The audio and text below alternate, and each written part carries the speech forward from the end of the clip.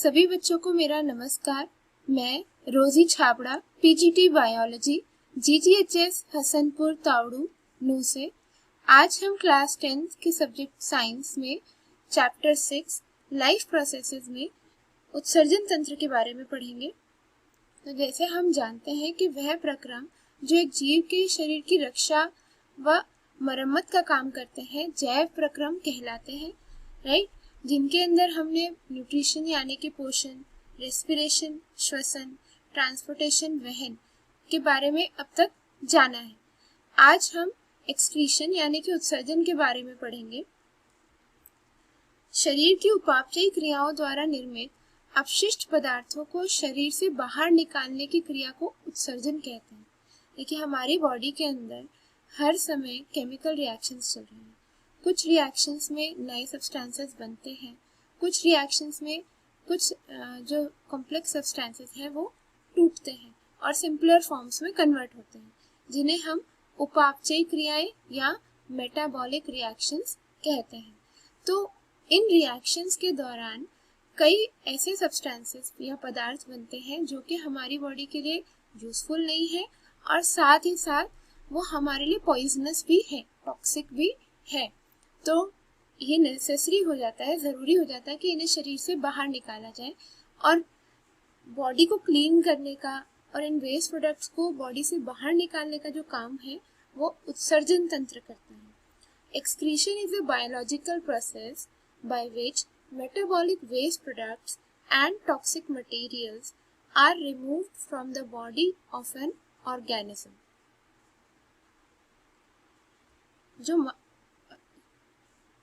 Unicellular organisms यानी कि एक कोशिक जीवों में अपशिष्ट पदार्थों को शरीर की सतह से जल में विसरित कर दिया जाता है। बट अगर हम यहीं पे मानव की बात करते हैं तो मानव जो है वो एक बहुकोशिक जीव है, मल्टीसेल्युलर ऑर्गेनिज्म है, राइट। तो मानव के अंदर उत्सर्जन के कार्य को करने के लिए भी एक विशिष्ट अंग तंत्र उपस्थित है जिसे उत्सर्जन तंत्र कहते हैं। उत्सर्जन तंत्र की क्रियाविधि को समझने से पहले हमारे लिए जरूरी है कि हमें ये पता हो कि मानव के अंदर मुख्य रूप से कौन कौन से वर्ज्य पदार्थ बनते हैं। मानव में मुख्य वर्ज्य पदार्थ, तो पहले हम ये जाने कि मानव में मुख्य वर्ज्य पदार्थ क्या है। कार्बन डाइऑक्साइड, जैसे हम जानते हैं कि श्वसन क्रिया के दौरान मतलब सेल्यूलर रेस्पिरेशन के टाइम पर जब ग्लूकोज का विखंडन होता है ऑक्सीजन की उपस्थिति में कोशिकाओं में, तब कार्बन डाइऑक्साइड, जल और ऊर्जा प्राप्त होते हैं हमें। जो कार्बन डाइऑक्साइड बनता है ये हमारा वर्ज्य पदार्थ, मीन्स ये हमारे लिए यूजफुल भी नहीं है और ज़्यादा कंसंट्रेशन में ये हमारे लिए हार्मफुल भी है। तो इसे ब्लड के थ्रू लंग्स यानी कि फेफड़ों में पहुंचाया जाता है, जहां से ये उच्च श्वसन द्वारा, एक्सपिरेशन के द्वारा हमारी बॉडी से बाहर निकाल दिया जाता है। तो ये तो हुई कार्बन डाइऑक्साइड की बात। इसी प्रकार बॉडी के अंदर जो एक्सेस ऑफ वाटर होता है और सॉल्ट्स होते हैं, मतलब जल और लवण होते हैं, उन्हें भी शरीर से बाहर निकालना की आवश्यकता होती है। तो उन्हें निकालने का एक तरीका है स्वेट यानी कि पसीना। ये जो स्वेट है ये हमारे एक्चुअली क्या है, ये एक्सेस अमाउंट ऑफ वाटर और सॉल्ट्स ही है और ये हमें हेल्प करते हैं हमारी बॉडी के टेम्परेचर को लोअर करने के लिए या टेम्परेचर बनाए रखने के लिए बहुत ज़्यादा गर्मी की परिस्थितियों में। Then comes nitrogenous waste. मतलब नाइट्रोजनस वेस्ट कैसे बनते हैं, जो प्रोटीन्स हम खाते हैं अपने भोजन में, वो हमारी बॉडी के अंदर जब उनका ब्रेकडाउन होता है तो वो अमोनिया या यूरिया या यूरिक एसिड ऐसे नाइट्रोजनस वेस्ट कंपाउंड्स में कन्वर्ट हो जाता है, जिसमें कि जो ह्यूमंस हैं उनमें मेजरली जो भी ये अमोनिया, यूरिया, यूरिक एसिड बनता है उसे कन्वर्ट किया जाता है यूरिया में। और ये यूरिया जो है फिर ब्लड के थ्रू इसे पहुंचाया जाता है हमारे उत्सर्जन तंत्र यानी कि एक्सक्रीटरी सिस्टम तक, जहाँ से ये यूरिन के फॉर्म में हमारी बॉडी से बाहर निकाल दिया जाता है, उत्सर्जित कर दिया जाता है। तो यहाँ पे हमने जाना कि जो मेन हमारा वेस्ट है नाइट्रोजनस वेस्ट वो है यूरिया, और ये एक्सक्रीटरी सिस्टम यानी उत्सर्जन तंत्र द्वारा इसको शरीर से बाहर निकाला जाता है। तो अब हम आगे जानेंगे मानव में उत्सर्जन तंत्र यानी कि ह्यूमन एक्सक्रीटरी सिस्टम के बारे में। तो जैसे आप देख सकते हैं कि जो मानव का उत्सर्जन तंत्र है उसमें एक जोड़ा वृक्क होते हैं यानी कि 1 पेयर ऑफ किडनीज, एक जोड़ा मूत्रवाहिनी। देखिए यहाँ किडनी से निकलती हुई ये ट्यूब्स जो है इन्हें क्या बोलते हैं, मूत्रवाहिनी या यूरिनरी डक्ट्स। ये जो यूरिनरी डक्ट्स हैं ये जाकर खुल रही है मूत्राशय यानी कि यूरिनरी ब्लैडर में, और ये मूत्राशय फिर बाहर की तरफ खुलता है मूत्र मार्ग से। सो ये तो है हमारे मानव उत्सर्जन तंत्र के मुख्य अंग है, महाधमनी और महाशिरा। महाधमनी जो है वो वृक्क तक लाती है ऑक्सीजनित रक्त को, जिसके अंदर नाइट्रोजनी उत्पाद या आप कह लीजिए नाइट्रोजनी वर्ज्य पदार्थ उपस्थित होते हैं, और महाशिरा जो है वह विऑक्सीजनित रक्त को वृक्क से लेकर जाती है, पर इनके अंदर नाइट्रोजनी वर्ज्य पदार्थ उपस्थित नहीं होते हैं। वृक्क ये उदर गुहा के पृष्ठ भाग में रीढ़ की हड्डी के दोनों ओर स्थित होते हैं। वृक्क कहाँ उपस्थित होते हैं, उदर गुहा के पृष्ठ भाग में रीढ़ की हड्डी के दोनों ओर स्थित होते हैं। ये गहरे लाल रंग के तथा सेम के बीच की आकृति जैसे होते हैं। इसका बाहरी तल उत्तल तथा भीतरी तल अवतल होता है। अवतल तल की ओर वृक्क नाभि या हाइलम उपस्थित होता है।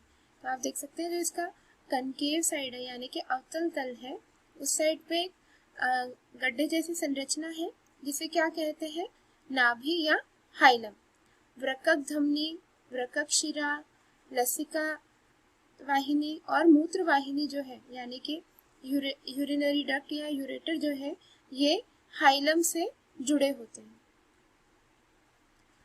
मूत्रवाहिनी, प्रत्येक वृक्क में हाइलम से मोटी पेशीय भीति की बनी लंबी संकरी नलिका निकलती है, इसे मूत्रवाहिनी कहते हैं। मूत्राशय यह थैले के समान पेशीय अंग है जिसमें मूत्र का स्थायी रूप से संग्रहण होता है।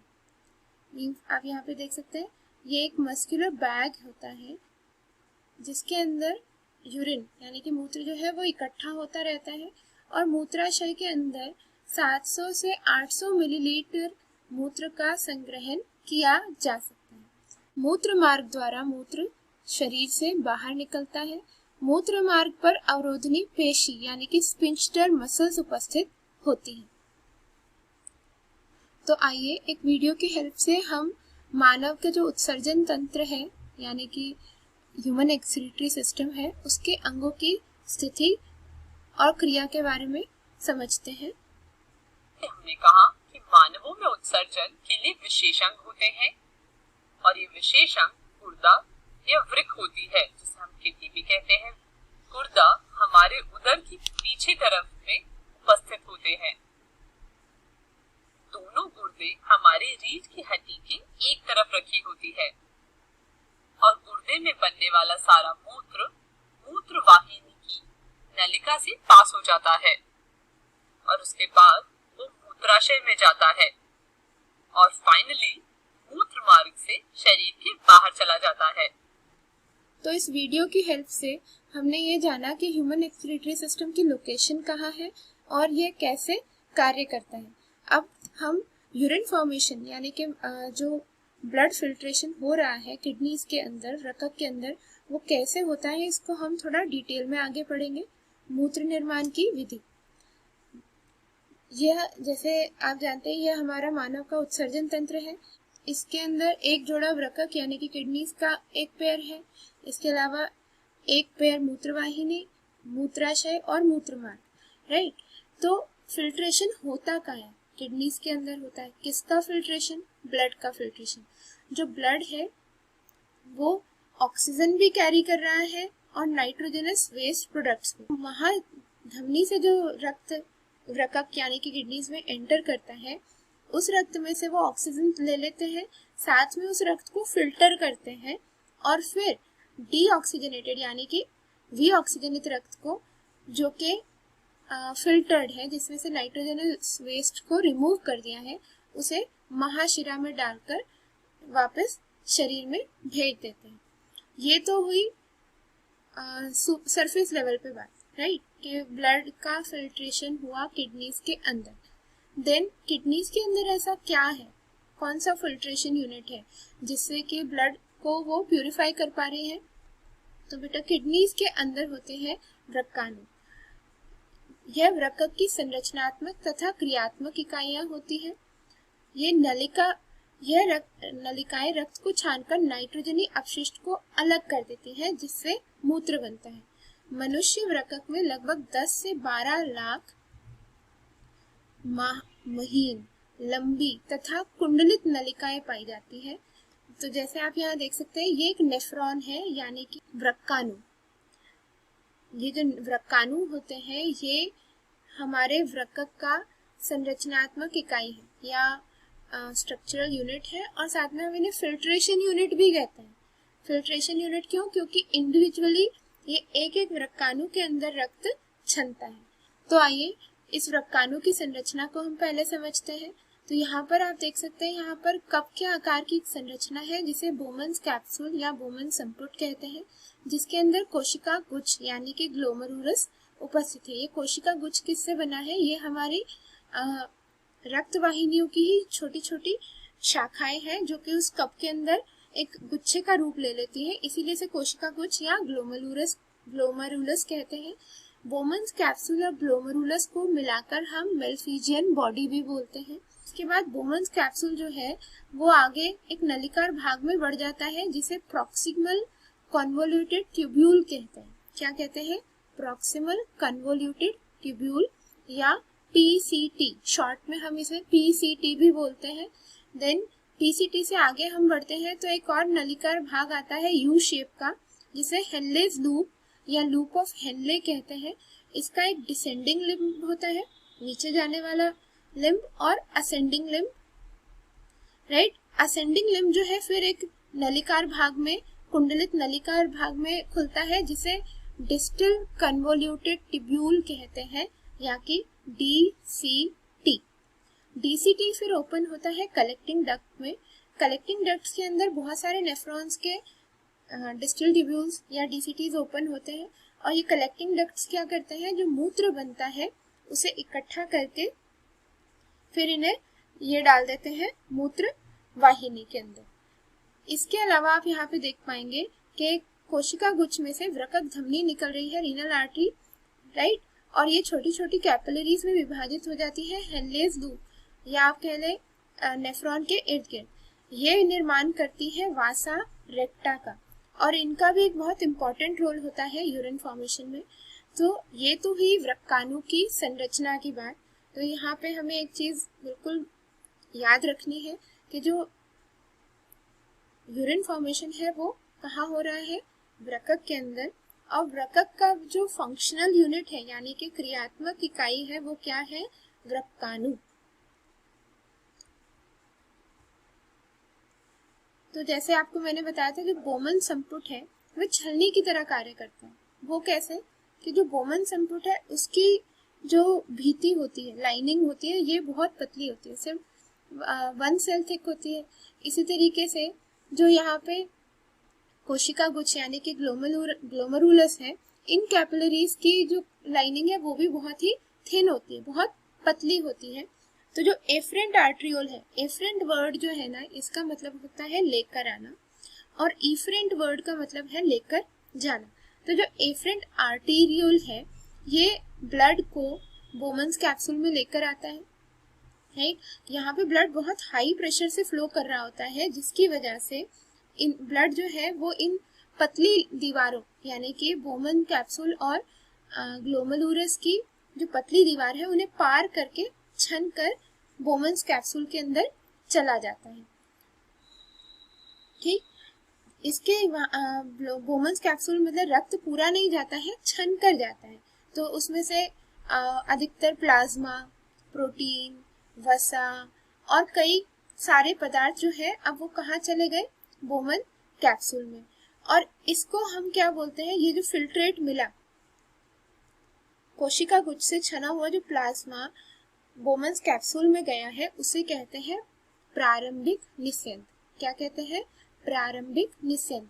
और इसके अंदर बहुत सारी चीजें होती है, जो कुछ चीजें हानिकारक भी हैं और कुछ चीजें हमारे लिए इम्पोर्टेंट भी है। सो एक बार हम इसे फिर से देख लेते हैं कि बोमन संपुट जो है वो छलनी की तरह कार्य करता है, क्योंकि मैंने आपको बताया कि इसकी भित्ति बहुत पतली होती है, लाइनिंग बहुत पतली है।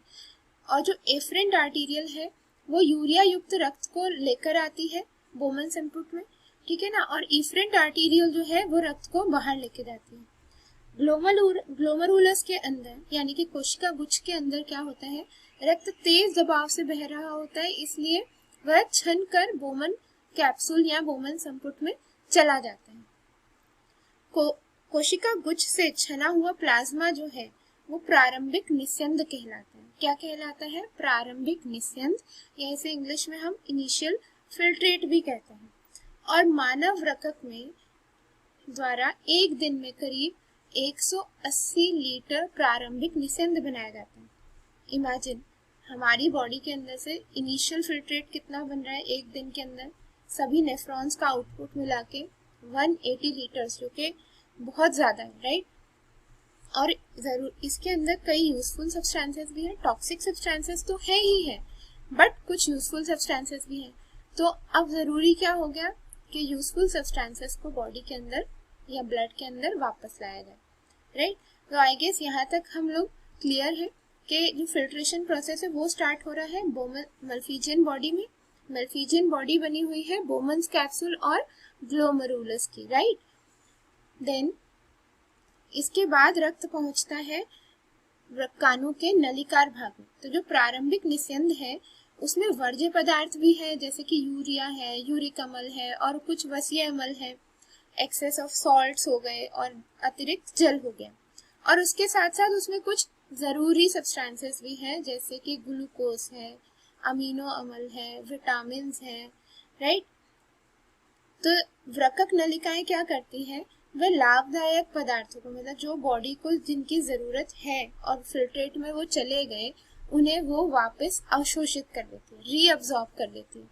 तो वृक्क नलिकाओं से लाभदायक पदार्थों का पुनः रक्त में पहुंचाना वर्णात्मक पुनः अवशोषण कहलाता है, सिलेक्टिव रीअब्सॉर्प्शन। मतलब कि जो इनिशियल फिल्ट्रेट बना, प्रारंभिक निस्यंद बना, उसमें से जो चुनिंदा इम्पोर्टेंट लाभदायक चीजें हैं उन्हें फिर से बॉडी के अंदर या ब्लड के अंदर डालने को क्या कहते हैं, वर्णात्मक पुनः अवशोषण या सिलेक्टिव रीअब्सॉर्प्शन। बट इतना फिल्ट्रेशन होने के बाद भी कुछ हानिकारक पदार्थ जो है वो प्राथमिक निस्यंद में नहीं आते हैं। तो लूप ऑफ हेनले है, पीसीटी यानी कि प्रॉक्सिमल कन्वोल्यूटेड ट्यूब्यूल है, डिस्टल कन्वोल्यूटेड ट्यूब्यूल है, इन पाइप्स, इन नलियों के अंदर एटीपी की सहायता से उन हानिकारक पदार्थों को दोबारा वृक्क नली में डाला जाता है। तो एक बार फिर से हम इस पूरे प्रोसेस को देखते हैं। देखिए, बोमन कैप्सूल के अंदर रक्त छन कर आता है और बनाता है प्रारंभिक निस्यंद, राइट। ये प्रारंभिक निस्यंद जो है ये एक दिन में कितना बनता है, 180 लीटर्स, राइट। और इसमें कुछ इंपॉर्टेंट सब्सटेंसेस भी हैं और वेस्ट प्रोडक्ट्स भी हैं। वेस्ट प्रोडक्ट्स जैसे कि यूरिया, यूरिक अम्ल, वसीय अम्ल और अतिरिक्त लवण आदि और नाइट्रोजनस पदार्थ, राइट। और इसके अलावा जो जरूरी सब्सटेंसेस है जैसे कि ग्लूकोज, अमीनो अम्ल, जिनको वापस हमें ब्लड में पहुंचाना है। तो वृक्क नलिकाओं में क्या होता है, जो लाभदायक पदार्थ है उनको फिर से रक्त में डाल दिया जाता है। इसे कहते हैं वर्णात्मक पुनः अवशोषण। और जो हानिकारक पदार्थ जो रक्त से छनकर बोमन संपुट में नहीं पहुंचे थे, यानी कि प्रारंभिक निस्यंद में नहीं पहुंचे थे, उन्हें एटीपी की सहायता से ऊर्जा का उपयोग करके वापस वृक्क नलिकाओं में डाला जाता है। तो इस प्रकार जो प्रारंभिक निस्यंद है उसमें से काफी सारे चीजों को वापस ब्लड में डाल दिया जाता है, और जो चीजें उसमें नहीं, जो वेस्ट प्रोडक्ट्स उसमें नहीं गए थे, उन्हें एटीपी की हेल्प से वृक्क नलिकाओं में डाल दिया जाता है। तो इस प्रकार से रक्त छनकर मूत्र बनता है और ये जो मूत्र है ये कलेक्टिंग डक्ट से फिर मूत्र वाहिनी में भेज दिया जाता है। वृक्क नलिकाओं में बना मूत्र संग्रहण नलिकाओं यानी कि कलेक्टिंग डक्ट्स में आ जाता है, जहां से इसे मूत्र वाहिनी द्वारा यूरेटर्स द्वारा मूत्राशय यानी कि यूरिनरी ब्लैडर में पहुंचा दिया जाता है। मूत्राशय के भरने पर इसकी आरेखित पेशियों पर दबाव पड़ता है। आपको याद है आरेखित पेशियां कौन सी होती है? जिससे तंत्रिका आवेग उत्पन्न होता है जो सीएनएस यानी कि सेंट्रल नर्वस सिस्टम या कहे केंद्रीय तंत्रिका तंत्र तक जाता है। जब मूत्राशय पूरा भर जाता है तो ये एक सिग्नल भेजता है हमारे ब्रेन को, हमारे सेंट्रल नर्वस सिस्टम को, कि मूत्राशय कंप्लीटली भर चुका है। तो हमारा ब्रेन हमें इन रिटर्न सिग्नल भेजता है मूत्रवार की पेशियों को, स्फिंक्टर मसल्स को, ताकि वो ओपन हो और मूत्र को शरीर से बाहर निकाला जा सके। सीएनएस द्वारा दिए गए संदेश से मूत्राशय अवरोधनी शिथिल हो जाती है, मतलब मूत्र मार्ग से बाहर निकलता है।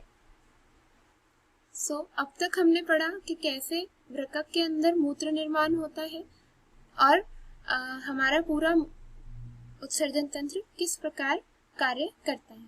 पर कई स्थितियां ऐसी आ जाती हैं जिनमें जो वृक्क है वो काम करना बंद कर देते हैं, मतलब जैसे कि किसी इन्फेक्शन के कारण या चोट के कारण वृक्क में सीमित रक्त प्रवाह हो रहा हो या वृक्क की क्रियाशीलता पे बहुत बुरा असर पड़ने से वह रक्त को साफ ना कर पाए। तो ऐसी स्थिति में हम ये कहते हैं कि वृक्क जो है वो क्रियाशील नहीं रहे। तो इस स्थिति में कैसे वृक्क के अक्रिय होने की अवस्था में कृत्रिम वृक्क का उपयोग किया जा सकता है। एक कृत्रिम वृक्क नाइट्रोजनी अपशिष्ट उत्पादों को रक्त से अपोहन द्वारा निकालने की एक युक्ति है। अपोहन यानी कि डायलिसिस। तो जो डायलिसिस है वो क्या है? ये एक आर्टिफिशियल किडनी है या एक आर्टिफिशियल सिस्टम है जिससे रक्त को, ब्लड को साफ किया जाता है, उसमें से नाइट्रोजनस वेस्ट रिमूव कर दिए जाते हैं।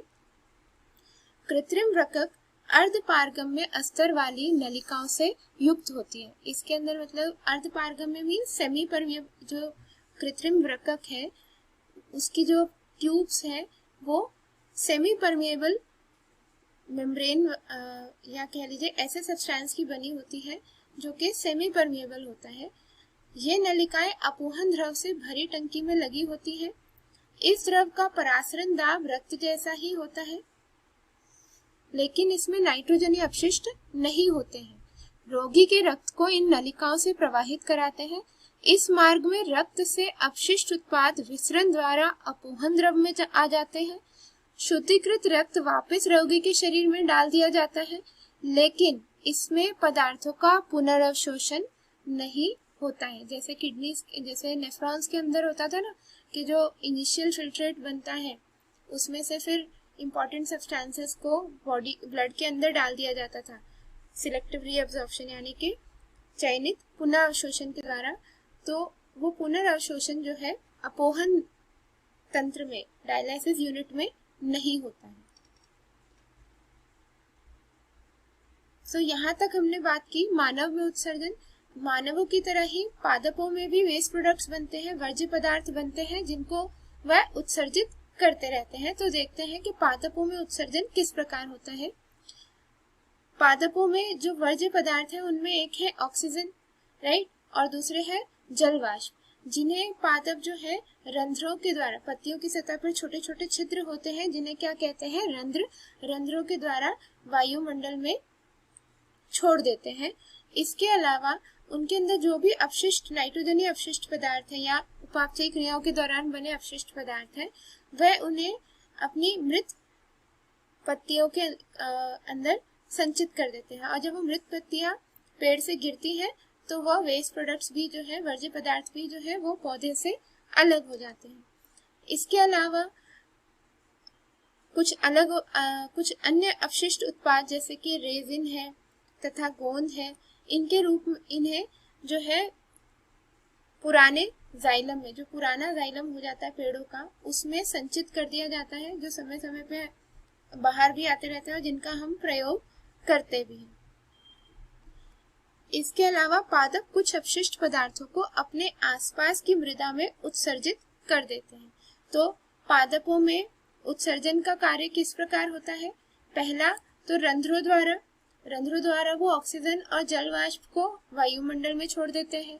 दूसरा, मृत पत्तियों के गिरने से भी उनमें वो वर्ज्य पदार्थों को बाहर निकाल देते हैं, क्योंकि उनके अंदर जो भी मेटाबॉलिक वेस्ट है वो उन मृत पत्तियों में डाल देते हैं। और साथ में कुछ रेजिन्स और गोंद को वह पुराने जाइलम में संचित रखते हैं और कुछ पदार्थों को जड़ें जो है आसपास की मृदा में मुक्त कर देती है, उत्सर्जित कर देती है।